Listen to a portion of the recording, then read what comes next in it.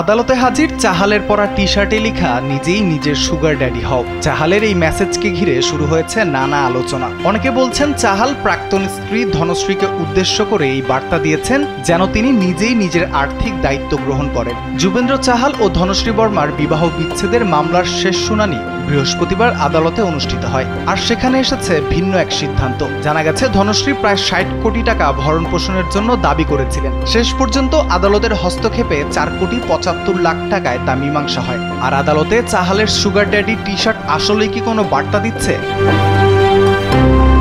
ভারতীয় দলের leg spinner বলেছেন, বিবাহ বিচ্ছেদ নিয়ে কোনো নাটক করতে চাইনি, আমি শুধু একটা বার্তা দিতে চেয়েছিলাম, সেটাই করেছি। তিনি আরো বলেছেন, উল্টো দিক থেকে অনেক কিছু বলা হচ্ছিল, প্রথম দিকে কোনো উত্তর দিতে চাইনি, কিন্তু থামার কোনো লক্ষণ দেখছিলাম না। একটা সময় মনে হয় যথেষ্ট হয়েছে, আমার আর কাউকে নিয়ে ভাবার দরকার নেই, কাউকে দোষারোপ করতে চাইনি, শুধু একটা বার্তা দিতে চেয়েছি। চাহাল সরাসরি না বললেও বুঝিয়ে দিয়েছেন ভরণ পোষণের অর্থ নিয়ে ধনশ্রীর অযৌক্তিক দাবিতে তিনি বিরক্ত। এই ঘটনা ফের একবার আলোচনায় নিয়ে এসেছে সেলিব্রিটি দাম্পত্য জীবনের টানাপোড়েন ও বিবাহ বিচ্ছেদের আইনি জটিলতা। চাহালের বার্তায় ব্যক্তিগত ক্ষোভের ইঙ্গিত স্পষ্ট হলেও তিনি সরাসরি কাউকে দোষারোপ করেননি। অন্যদিকে ধনশ্রী ও তার পরিবারও ভরণ পোষণের জন্য ৬০ কোটি টাকার দাবির বিষয়টি অস্বীকার করেন। রাফিউল ইসলাম রাতুল, কালবেলা।